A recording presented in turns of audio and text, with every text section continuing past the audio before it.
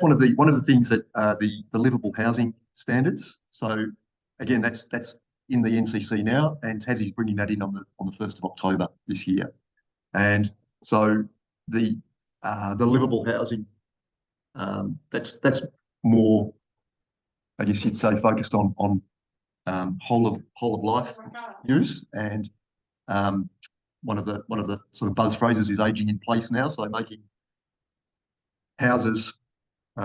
new houses more, I guess, conducive to people aging in and comfortably and practically, and also making provision for retrofitting how you can retrofit easily and cost effectively by putting simple things in place at the start. So, for example, building, there's requirements around a level access now, and whether that has to be one level access, and it's not all sites. So around Hobart, for example, there's more and more sites that are all the easy sites are done, and there's more and more like that. And of course, as it gets more, as the whole process gets more expensive and land gets scarcer around, it becomes more cost effective for people to develop blocks that 20 years ago you'd say, no, we're not touching that. It's too hard. Now they're a lot more.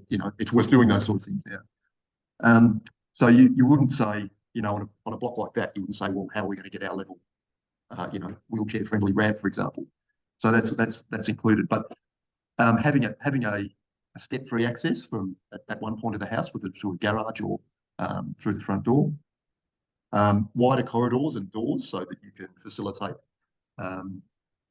movement through. And it's worth pointing out too, I think, that